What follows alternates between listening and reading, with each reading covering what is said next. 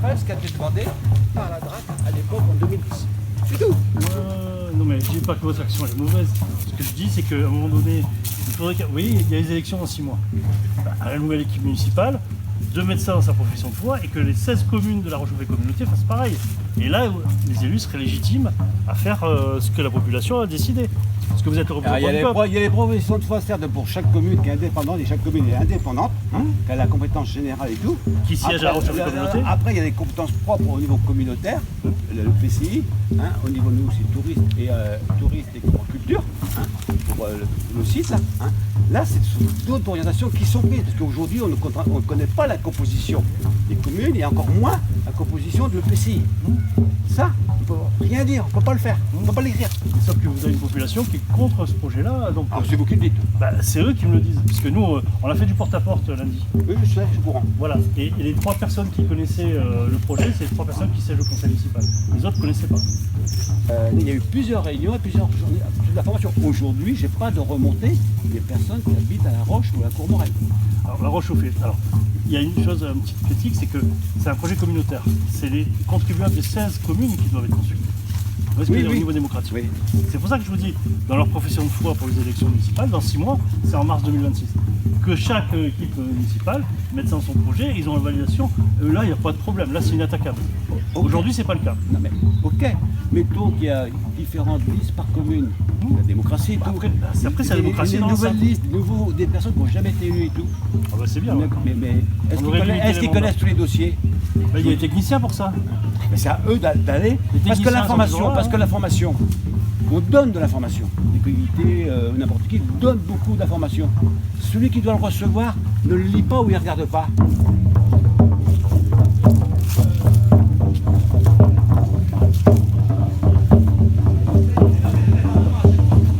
Bon voilà, normalement il avait demandé d'abattre des arbres. Et moi j'ai refusé. Et à l'époque, ça c'était un champ, les gens labouraient. Oui, là ils vont là-bas. Ah bah c'est un sec, ça c'est pour autre chose. Alors il y a plusieurs possibilités. Élagage, mettre des câbles et tout. Il y a aussi la possibilité. C'est clair, après, on laisse le feu en bas pour les carburants. Il y a toujours des solutions. Mais pour interdire, pour dire on ne doit pas couper, il y a la prévention. Le haubanage, pour moi, vous voyez, avant le coude, le mettre en haut pour éviter le phénomène d'oscillement. Parce qu'il y a un déport là, ça pèse. Hein. Ça n'a pas l'air, mais ça pèse là. Et encore, il est pas mal dénudé. Hein. Ouais. Mais bon, ça, une tempête ou quoi, ça va casser comme du verre. Hein. Il y a eu quelques-unes de tempêtes, il est encore là, mais bon. Oui, mais bon, ça. La prévention, c'est ça. Vous savez, donc, nous, c'est une association départementale. On soutient environ une dizaine de collectifs aujourd'hui, un petit peu partout dans le département. Et ça, c'est un projet absurde, mais il y en a d'autres. Et le côté intéressant, aujourd'hui, c'est d'être en soutien à un collectif sans le supplanter. Ça veut dire que c'est le collectif qui prend la décision. Bon, des fois, on n'est pas d'accord, mais on l'explique. Après, on n'a pas vu ça comme ça. Voilà, un peu pédagogiquement. Mais on est en confiance, quoi. Parce que sans la confiance, on fait rien du tout, quoi. Et du coup, dans le temps, ça s'inscrit. Et c'est un collectif qui a déjà 3 ans. Donc, on remercie Alice qui porte quand même pas mal de choses. Merci Alice. Parce que vous savez, il y a différents modèles d'engagement. Un collectif, par essence, c'est éphémère. On se rassemble sur un objet, c'est fait. Donc une association, c'est plutôt sur une année. On adhère sur une année. Une coopérative, c'est 10, 20, 30 ans. Voilà. Et le collectif, 3 ans après, il est toujours là, quoi. Alors c'est vrai que comme le soufflet, ça c'est un peu... Puis il y a eu des départs, il y a eu plein de choses, des enfants, enfin plein de choses. Ce qui fait qu'aujourd'hui, il y a une reconstruction du collectif. Et moi, je vous invite justement à rejoindre le collectif, faire votre part. Parce qu'il y a un principe physique, plus on est, moins c'est lourd. Et du coup, pour la décharger un petit peu, quoi. Voilà. Donc derrière... écoute, je te laisse continuer peut-être. Oui, merci d'avoir répondu à notre appel, l'appel des faits, comme je le dis. Voilà. Et donc, moi je suis très très heureuse de voir des gens d'un peu partout, pas que des environs. Grande joie de vous accueillir, de partager ce moment avec vous. Et surtout qu'on conserve cet endroit tel qu'il est, avec ses arbres, avec cette magie on a de découvrir le dolmen, enfin la découverte derrière ces arbres. Voilà. Et donc bonjour monsieur et madame Boulet. Voilà, heureux de vous voir ici. Bonjour. Voilà. Et donc vous pouvez laisser vos coordonnées pour ceux qui n'ont pas encore fait sur la petite feuille là qui a à votre disposition. Et donc prochaine étape, eh bien venir encore renforcer le collectif et surtout aider la Nature en Ville, qui est une association donc départementale, environnementale, et tout don est défiscalisable. Donc merci à vous de nous aider à continuer à garder ce lieu. Voilà. Merci à vous. Merci. Merci. Alors, depuis commencer, et ce que je propose, c'est peut-être compléter en aparté pour éviter la redite pour ceux qui sont là depuis ce matin. Donc depuis 3 ans, on échange. Il y avait un premier projet qui était de son et lumière et qui était de raser tous les arbres en haut, sauf 2 qui étaient classés au monument historique, de faire l'entrée payante aussi, il y en était question, etc. Et donc c'est un projet qu'on a su mettre à l'épreuve et qui a été retoqué par le sous-préfet. Donc c'est, vous savez, il y a des circonscriptions de l'État et donc c'est le sous-préfet de Fougères-Vitré, en lien avec l'architecte des bâtiments de France, qui est à la DRAC, lui, Direction générale régionale des affaires culturelles. Et donc on a réussi à faire venir l'architecte des bâtiments de France ici au mois d'août 2023. Et en fait, on travaillait avec une druidesse, donc une druide femme, qui venait régulièrement et qui était experte du site. Donc en fait, avec elle, on a fait un document et on a accueilli l'architecte des bâtiments de France qui a validé tout ce qu'on mettait, elle est sur la table là-bas, un peu une liste à l'après-vert de tout ce qu'on avait repéré qui était susceptible de ne pas avoir été demandé à l'architecte des bâtiments de France, qui est obligatoire. Hein. On veut faire des travaux, etc. Il faut d'abord demander d'autorisation, puis après donner le feu vert par l'ABF. Et donc le premier projet a été retoqué, et puis au mois de juin, il y a eu un panneau, donc on a été alerté tout de suite. Et le 21 juin, on a fait une réunion ici. Donc on a pris connaissance de quelques éléments, mais pas grand-chose en fait. Donc on a fait un recours gracieux, donc c'est administratif. Parce que nous, on est... Alors moi, je suis président de l'association, je suis une personne morale, comme le maire. Et donc on peut rester en justice si ça statut, le vote, etc. Donc tout est bon. Et donc en même temps qu'on a fait le recours gracieux, on a fait des demandes de pièces. Et un mois après, on a saisi la CADA, donc Commission d'accès aux documents administratifs, qui est nationale, parce que ils refusent de répondre, il faut un délai d'1 mois.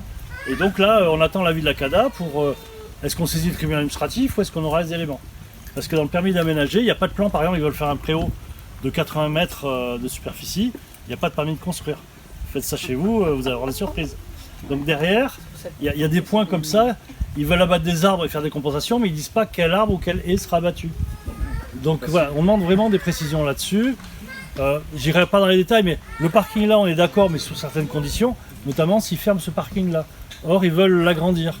Ils veulent passer de 15 à 33 places avec des bornes de recharge pour les véhicules électriques. Voilà. Donc là-dessus, nous on a fait des propositions. Et donc, si vous voulez, il y a ce côté-là où nous on a saisi le président du département, parce que là il passe une route départementale, la 341. Et 3 jours après la saisie, ils sont venus et c'est eux qui ont découvert les nouvelles fissures. Ça, c'est la question de l'urgence, j'y reviendrai. Et donc, eux, ils ont saisi l'ABF et le préfet en direct. Donc, on les remercie. Et derrière, nous, on demande au préfet aujourd'hui de suspendre le permis d'aménager. Pourquoi? Parce que ça fait depuis 2010, ils demandent des études de sol, qu'il n'a toujours pas, que l'ABF a redemandé en 2023, mais qu'ils n'ont toujours pas. Et on a un courrier du maire d'Essé qui nous dit il n'y a pas eu d'études de sol et il n'y en a pas en cours. Comme ça. Voilà, comme ça c'est clair. Donc au mois de septembre, on a rendez-vous avec l'architecte des bâtiments de France. Donc on va pouvoir reprendre tout ça à plat et puis voir. Et donc on demande au préfet de suspendre le permis d'aménager tant qu'il n'a pas l'étude de sol qu'il demande depuis 2010. Ce qui est assez logique, ce qui nous éviterait nous d'aller au tribunal, parce qu'on a fait un recours gracieux, donc on augmente le délai de 2 mois, mais ça veut dire aussi 5 000 €. Parce qu'il faut payer l'avocat, il faut écrire le mémoire. Voilà, donc si c'est le préfet qui le fait, c'est bien. Sinon, on va peut-être obligé d'attaquer au tribunal administratif le permis d'aménager. Voilà.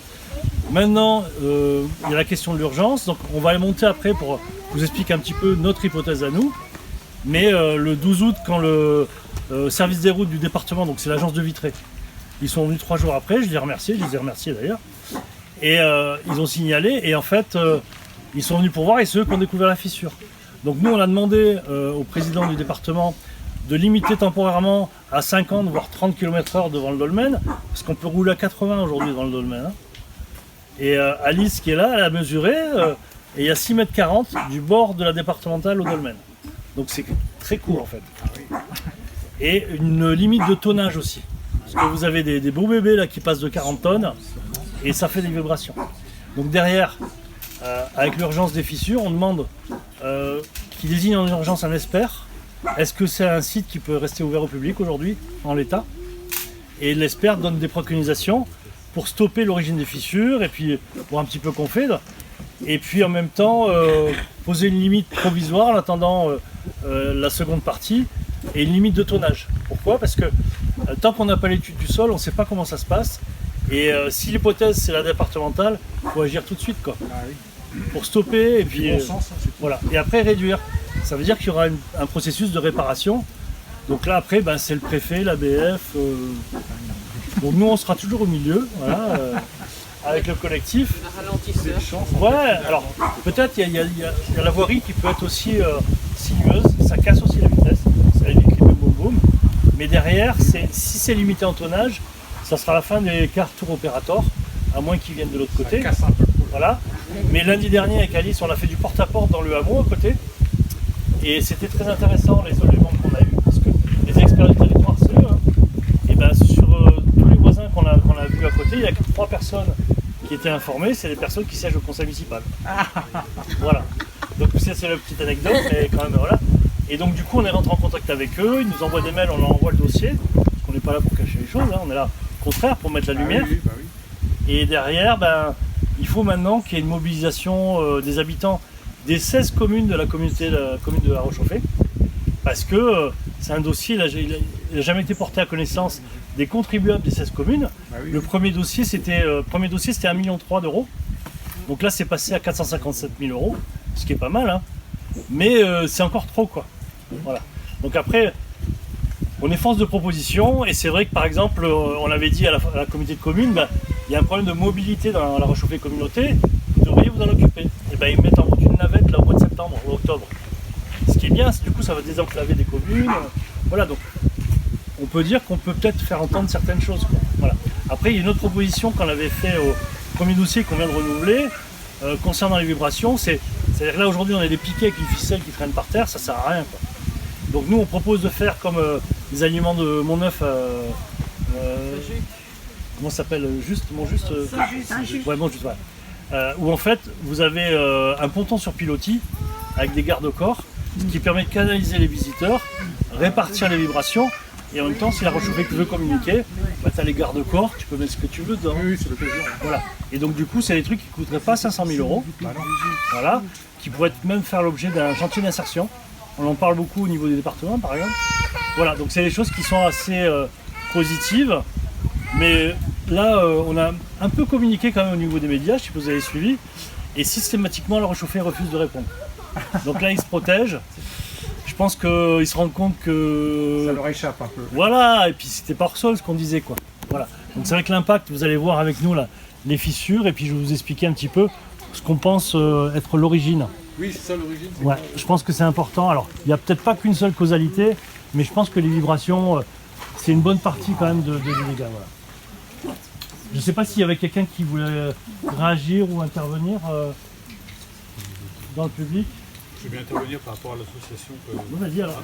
Bon, bonjour, vous me connaissez sans doute certains parce que je fais des conférences sur La Roche-Chauffée avec ma vision à moi et sur les pyramides d'Égypte. Mais on est avec Alice et Vincent, on a créé une association qui s'appelle Deux ailes aux élus. Alors deux ailes, c'est les ailes, mais c'est ailes de l'égalité et légitimité.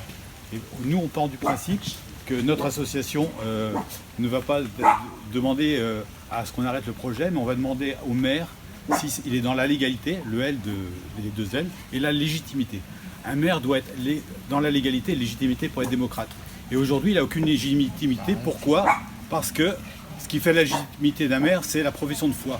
Quand un maire se présente aux élections, il dit ce qu'il va le faire. Et là, sur ce projet-là, il n'est pas dans la profession de foi. Donc moi j'ai écrit au maire avec l'association de zèle aux élus et communautés de communes pour leur demander de retrouver leur légitimité s'ils veulent voler, parce qu'autrement ils vont se casser la gueule. C'est plus des démocrates. Et comment est-ce qu'ils peuvent retrouver leur légitimité? De deux manières. Soit démissionner, se représenter avec un nouveau projet où c'est marqué, ou deuxième chose, c'est de faire un référendum. Parce que je pense qu'en démocratie, c'est d'abord le citoyen qui doit décider des projets dans sa commune. Et aujourd'hui, tout est fait en cachette. Et surtout, c'est antidémocratique parce qu'ils n'ont aucune légitimité. C'est pas dans la profession de foi. C'est théoriquement ça ce qui fait le fait qu'on peut faire des choses ou pas. Et moi, je me bats là-dessus. Alors la différence, c'est que les collectifs, ton prénom, Pascal, vous êtes un peu sur la défensive, alors que nous, avec notre association, on voudrait les obliger à se défendre, à se justifier. Parce que souvent, aujourd'hui, si on fait des ZAD ou n'importe quoi, c'est nous qui sommes toujours en train d'être dans la justification pourquoi on ne veut pas d'un projet. Et je pense que tout est inversé. C'est celui qui impose un projet qui doit justifier. C'est son point de vue. Voilà, c'est mon point de vue de démocrate. Voilà. Dans une démocratie, on doit avoir une légalité, une légitimité, on doit avoir de zèle. Donc l'association de zèle aux élus qui est présente, dont Alice fait partie et Vincent, le but c'est de montrer au maire qu'il n'est pas légitime. Et s'il n'est pas légitime, il n'est pas démocrate. Voilà. Donc je l'oblige à se justifier. On en a parlé avec le maire d'Essay tout à l'heure, il a bien compris ma démarche. Et ça, c'est pour la réchauffer, mais ça peut être à l'échelle nationale. Plutôt qu'on veut imposer des choses dans une commune, c'est celui qui impose qui doit se justifier, pas celui qui refuse. Voilà. Donc le but de l'association. Est-ce que celui qui porte le projet, c'est le maire ou la communauté de communes? Non, parce que qui va décider? C'est le maire ou la communauté de communes? Alors le problème, c'est que sans notre accord, ils font des communes nouvelles. Parce que ça, c'est antidémocratique aussi. On n'a pas demandé à avoir des communes nouvelles. En plus, ça détruit le patrimoine, parce que ça détruit la toponymie des régions. Dans les toponymies, dans les noms des communes, vous avez toute notre histoire. Et donc, ils appellent ça des communes nouvelles, alors que c'est des destructions de communes. Donc aujourd'hui, on n'est plus du tout en démocratie, parce que c'est des gens qui... On les a pas élus. Normalement, à Essay, ils ont élu deux maires d'Essay, ils n'ont pas élu les autres maires. La tête de l'Europe, on en a une aussi. En fait, le porteur du projet, c'est la Rochefoucauld communauté. Celui qui a accordé le permis d'aménager, c'est le maire de Essay, urbanisme. Ils ont pris la pire. Parce que même si le maire n'est pas légitime ou il abandonne sa légitimité, on va dire que c'est la communauté. Elle n'est pas plus légitime que le maire. Non, d'accord. Ok. Ils ont une profession de foi aussi. C'est par rapport à qui décide en fait. Non, le but, c'est que ce soit à n'importe quelle échelle de la France, que ce soit le peuple qui décide. Aujourd'hui, on décide Oui, plus de enfin rien. en théorie là. Oui, c'est ça une démocratie. Ça va être le 10 septembre. La 5e République, c'est ça. C'est le peuple par le peuple pour le peuple. Aujourd'hui, donc il faut absolument obliger les élus à se justifier et plus à nous de nous justifier de refuser quelque chose. C'est celui qui impose. Si je ne veux pas votre porte en bleu, c'est pas à vous de me dire je ne veux pas ma porte en bleu, c'est à moi de me justifier pourquoi je veux la porte en bleu. Aujourd'hui, on perd toute notre démocratie parce qu'on laisse ces gens faire alors qu'ils n'ont aucune C'est légitimité. même pas la démocratie, c'est la liberté. La liberté d'être. La liberté, égalité, fraternité, soi-disant. Là, on fait démocratie. Oui.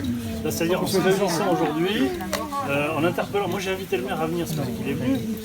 Derrière, on fait démocratie. C'est-à-dire, on reconquiert notre droit qui est délégué dans les élections. Les élections sont tous les 6 ans. Tu dois rendre compte, etc. Je pense qu'aujourd'hui, il est important que chacun s'exprime et se sente écouté déjà. Parce qu'aujourd'hui, comment s'exprimer ici, oui. Voilà, donc, là, c'était un petit peu un terrain d'essai, le deuxième élus, mais ça peut être pour n'importe quoi qui est imposé dans des porcheries, même si je déchire celui qui impose doit justifier par la régulation. Je vous propose peut-être de monter, pour ceux qui n'ont pas eu encore le temps de découvrir les fissures notamment, et puis peut-être de poser des questions en aparté, puisque je n'ai pas été dans le détail, hein, j'étais plutôt sur les grandes lignes, mais c'est quelque chose qui va prendre un petit peu de temps. Mais c'est vrai que, alors vous savez qu'on ne connaît pas la datation exacte du dolmen, on sait que c'est le néolithique, moins 60 000, moins 2000, mais on ne sait pas à quelle période. Donc on sait qu'il a au moins 5000 ans, et c'est ce que j'ai dit au maire tout à l'heure, on ne sait pas s'il va résister à la décision de la Rochefoucauld communauté. Tu vois, je veux dire, si on remet ça dans l'échelle du temps, c'est une aberration, quoi. Donc on a un patrimoine de l'humanité, donc patrimoine local de l'humanité, pour moi c'est un bien commun. C'est pas une marchandise. Or, la délibération de la Rochefoucauld communauté, on marchandise le site, quoi. Parce qu'il y a ça, après il y aura des cafés, hôtels, restaurants. Voilà. Donc du coup, en voulant garder le côté naturel du site, on prévient ce genre de dysfonctionnement. Parce qu'on a mesuré, il y a 6,40 m de la départementale ici. Là on peut rouler à 80, il n'y a pas de limitation de tonnage. Vous avez des poids lourds de 40 tonnes qui passent là. Donc 6,40 m, l'immigration est pas ça. Derrière, c'est comment on voit, vous allez voir, je vous montre la fissure derrière avant de partir. C'est une nouvelle fissure qu'on a découverte par le département. Donc celle-ci existait déjà en France, elle n'a pas existé, sauf qu'elle s'est ouverte. Ah, c'est flagrant. Celle est apparue et celle-là aussi. Ah ouais. Donc ça, ça va faire l'objet d'une expertise. Donc on a saisi le préfet pour qu'il désigne un expert pour voir est-ce qu'on peut laisser ouvrir au public, quoi. Parce que là, vous avez 2 points de fissure, alors celle-là est récente aussi. Elle est ouverte sur tout le long. Et le plus grave, c'est derrière en fait. Puisque une des fissures est devenue traversante. Donc au 21 juin, elle n'était pas là. Le 12 août, quand le département est venu, elle était là. Donc en fait, cette pierre-là déstabilise, parce que comme elle est fendue, elle est ouverte, et vous voyez le linteau. Donc il y a un gros point de fragilité. Donc nous, on n'est pas experts. On a demandé au préfet de désigner un expert et de prendre des mesures de sécurité, parce que s'il se passe quelque chose, qui c'est qui est responsable? Et donc, on a demandé aussi...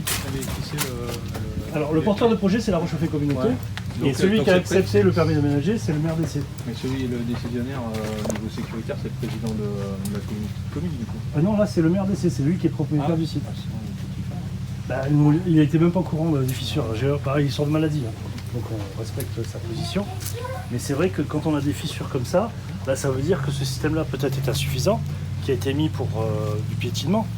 Et donc là, on avait fait une proposition il y a 3 ans de faire un ponton sur pilotis avec un garde-corps, comme aux aliments de Saint-Just, là, à Monteneuf, où en fait, avec les garde-corps, vous pouvez faire de la pédagogie, etc. Mais surtout, ça canalise et ça répartit les vibrations. Parce que ça sort un petit peu. Mais dans les hypothèses, il y a aussi l'aridité qui peut être mise en cause. Vous savez, la terre qui travaille avec des fortes chaleurs. Mais derrière, pour nous, c'est la RD 341, qui est à 6,40 m du dolmen. Et en fait, vous avez sous la route, vous avez une canalisation d'adduction d'eau. Donc on ne sait pas dans quelles conditions, quelle profondeur elle a été mise, si elle fuit. Parce que vous avez le syndicat qui s'appelle le CF du Teil qui distribue l'eau, il y a 32% de fuite dans les tuyaux. Donc est-ce qu'il n'y a pas une fuite? Ah ouais. Oui, je veux dire, ça, il faut une expertise du sol. Et en fait, le préfet demande une étude du sol depuis 2010. Donc maintenant, on demande au préfet de suspendre le permis d'aménager en attendant l'étude de sol qu'il demande depuis 2010. Et pourquoi il n'a pas fait alors l'étude en 2010, depuis 2010? Ah ben, c'est au maire de répondre à ça, c'est lui le propriétaire du site. Et alors, parce que là, si on coupe là, comment faire pour la circulation? Alors, on peut ralentir la circulation, le tonnage, laisser la circulation. Parce que les gros engins agricoles... Il y a des véhicules de 40 tonnes qui passent là. Oui. Il y a le lisier, il y a le lait, il y a... Oui, le lisier, c'est pas 40 tonnes. Hein. Ah bah, il y a des grosses machines, c'est les paysans qui nous l'ont dit. Hein. Oui, mais comment faire? La machine, la remorque et voilà. Et comment faire alors? Par où ils passeront ces gens? Alors, il faut... c'est-à-dire qu'il y avait un projet à un moment donné de détourner la route départementale. C'était un projet il y a 15 ans. Peut-être qu'il faut reposer la question. La détourner par Comment ils empêcheraient à voir. les agriculteurs Plus passer là. Pas tout le monde, c'est-à-dire que les véhicules légers pourraient passer. Vous voyez ce que je veux dire?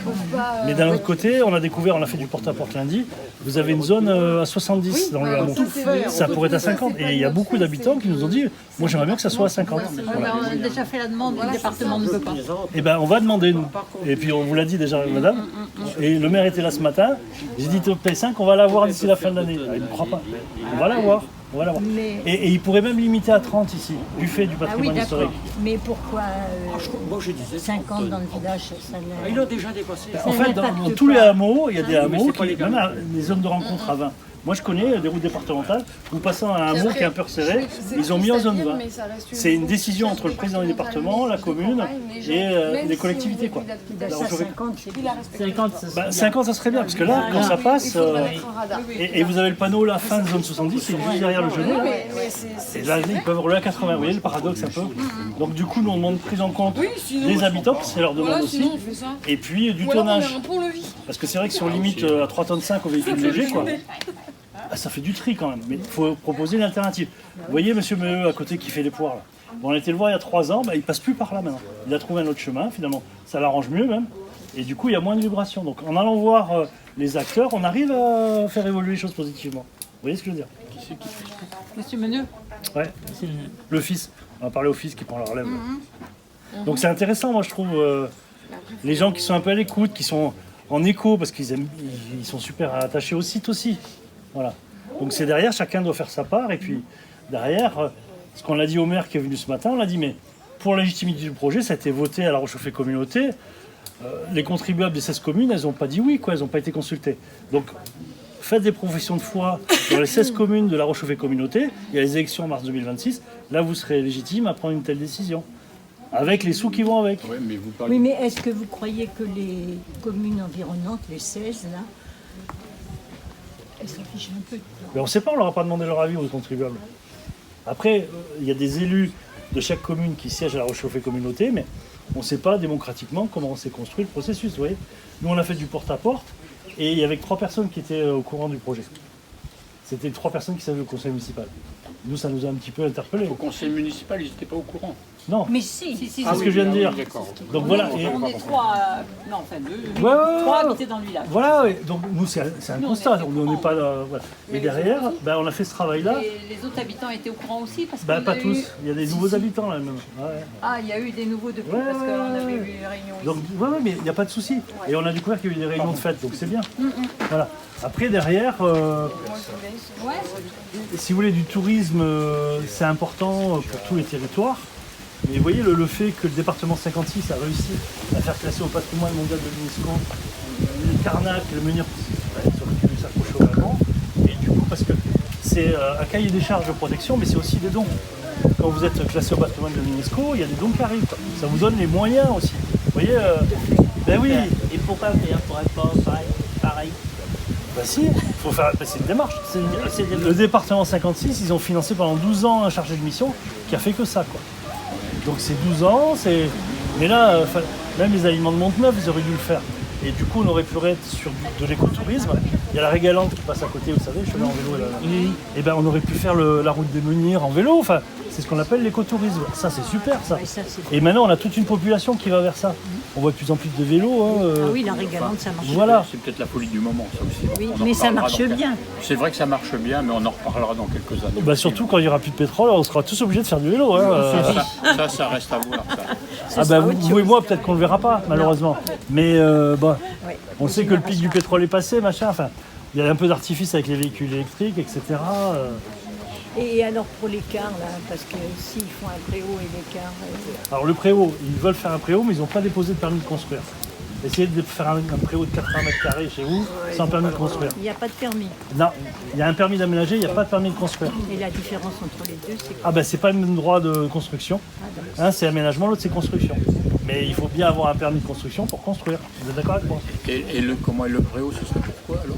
Alors ils disent que c'est pour faire venir des cars scolaires et abriter les enfants C'est à pas l'abri de la pluie. C'est pas déplaisant de voir les scolaires venir sur le site. Ouais, on peut le faire là pareil, avec des ombrières, avec des panneaux photovoltaïques au-dessus du parking par exemple, avec un espace vélo et puis piéton, où vous avez la même chose en amortissant les coûts.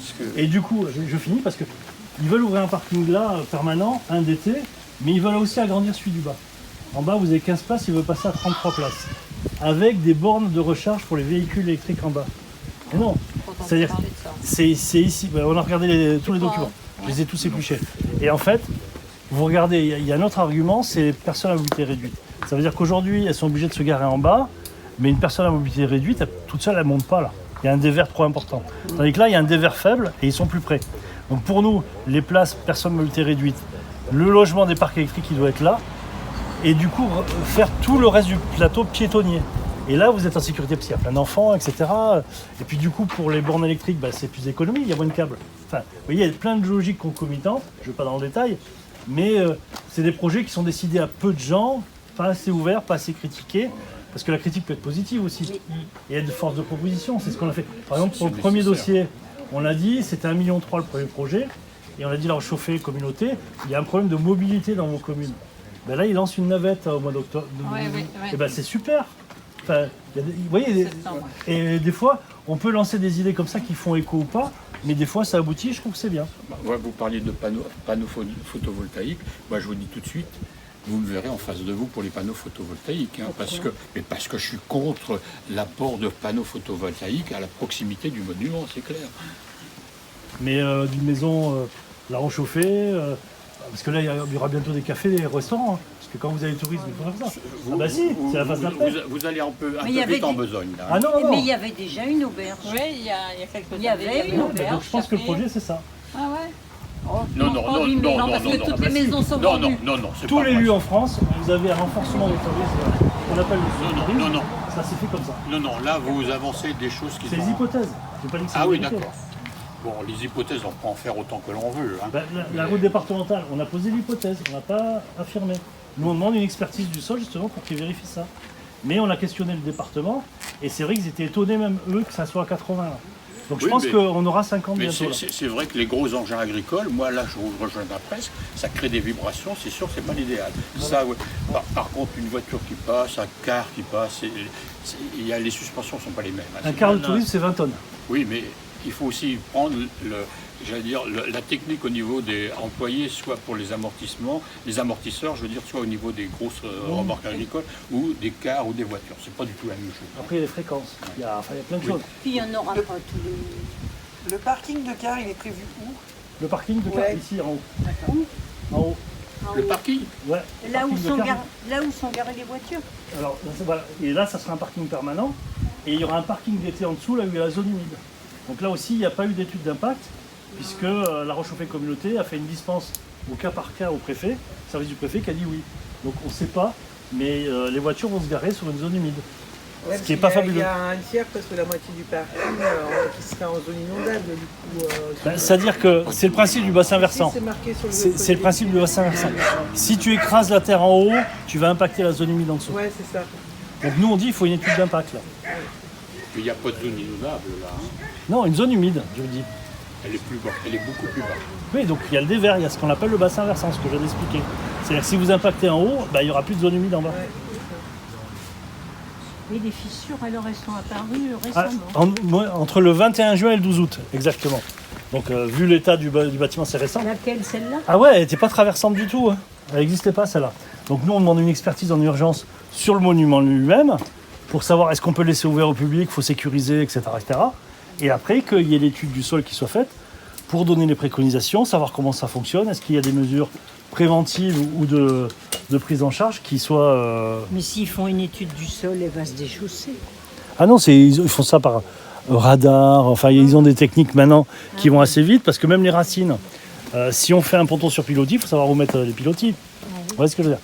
Et là, quand on voit la grosse fissure, alors il y a beaucoup de dommages qui sont liés à l'eau, hein, attention. Hein. Oui, ben, Sauf que les vibrations, ça se déclenche, enfin il faut des vibrations. Un dolmen à portique angevin, ça veut dire que les deux pierres avec le linteau, c'est une spécificité de la région d'Angers. Sauf que celle-là, c'est la plus grande allée couverte d'Europe. Donc elle est en bon état, mais elle est en bon état parce que il y a jusqu'à 20 ans, elle était envahie, vous voyez, alors je sais pas si c'est du genêt ou du jonc là, c'était envahi en fait de végétation. C'est pour ça qu'il est en bonne conservation aujourd'hui, c'est que personne n'y allait. Donc ça a été nettoyé, nanana. Et donc là, vous voyez, il y a une grosse pierre et une petite pierre. Et c'est celle-là, principe physique, elle a plus de charge au centimètre carré en fait. C'est un principe physique ça. On nous apprend ça en 6e je crois. Et donc celle-là, avec plus de charge, elle est proche de la route, c'est elle qui a les grosses fissures. Donc notre hypothèse, elle est plausible, je ne dis pas qu'elle est vraie. Et on demande à un expert de venir voir, est-ce qu'il y a une mise en danger du public ou pas, quelle préconisation il fait, et alors il faut stopper les fissures, il faut les réparer, et puis après les prévenir. Et donc du coup, ça doit attendre l'étude du sol. ah, il y a le même à Bagneux, à côté de Saumur, hein, qui est un peu plus grand que celui-là. Ah non, celui-là, il fait 20 mètres. Non, mais Bagneux, il est plus grand que celui-là. Ah ben non, c'est les Si, études. si. Hein. Il fait 20 mètres celui-là. Non, il ne fait pas 20 mètres, il fait 19 mètres 50 exactement. Mais il n'y a pas de... On n'a pas de surprise. Ah ben si, tous les sites bien sûr Carnac, que- c'est devenu payant maintenant. Parce que le piétinement, parce que l'invasion, le surtourisme. Oui, Non. là-bas à Carnac. Ben, ça peut devenir pareil ici. Oui, hein. alors il y a derrière ça, on met du longtemps, Carnac. capitalisme, on met une affaire financière. Alors, non, Ben, moi, ils je marchandisent. ne vous rejoins pas complètement. Là. Mais Et bon, les arbres, alors, libre à vous d'avoir cette opinion. Ben, alors on a regardé dans le permis d'aménager, il n'y a aucun plan des arbres qui vont être supprimés. On ne connaît pas la quantité et lesquels. Donc ils parlent de compensation, mais on ne sait pas ce qu'ils vont Il n'y a compenser. rien qui va être coupé. Non. Il n'y a Bah, rien de si, prévu c'est de marqué. couper. Ah, Il parle de compensation et d'arbres coupés. Il n'y a rien de prévu. Donc là-dessus, Rien de on aura les précis. documents. Hein? Rien de Non, précis. c'est pas rien de précis, c'est rien de prévu coupé. C'est pas vrai. Ben, c'est marqué dans le permis d'aménager. Ah, Et pourquoi on entend en parler en fait? alors, on ne doit pas lire le même, sans doute. On en parle parce qu'on Ben, n'est moi pas, j'ai les on n'est documents, pas au hein, je dis courant. pas, Parce que- On en Je parle dois pas avoir parce qu'on le n'est pas même. au courant. Voilà. Pourquoi on ne pourrait pas avoir les informations tout simplement? Oui, ils ont qu'à Une faire fois une qu'on a réunion. les infos. Ils ont fait une petite réunion publique, mais il n'y a pas de compte rendu. Voilà. Et derrière, Que chacun s'exprime. en fait, la réunion doit avoir lieu dans les 16 communes de la communauté de communes, puisque c'est les contribuables des 16 communes qui financent le projet. Oui, mais alors si vous élisez, vous parliez de démocratie tout à l'heure, si vous élisez des représentants, c'est-à-dire vous aussi, vous déléguez à ces représentants le pouvoir de prendre certaines décisions. Sinon, on n'a plus de président de la République, on n'a plus de maire, on n'a plus rien, c'est la majorité, alors il faut faire des référendums à tout bout de champ. Hein. Oui, on peut faire des référendums. Je suis d'accord avec vous. Après, il y a ce qui s'appelle la profession de foi, c'est les engagements. Il n'y a pas eu d'engagement sur la Rochauffée Non, dans mais les années comme municipales. vous le dites, ça reste un engagement, c'est pas un contrat.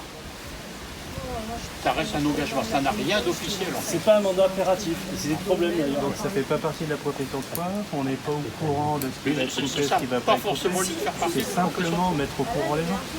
Ah, bah, ça, d'accord. Mais s'il y Les a gens déjà sont pas eu au une courant. réunion publique et des choses. Il y a un déficit d'information. Derrière, on a dit au maire ce matin, faites monter dans les professions de foi des 16 communes ce projet. Si vous êtes élu, tant mieux pour vous, vous êtes légitime. Là aujourd'hui, il y a un problème de légitimité.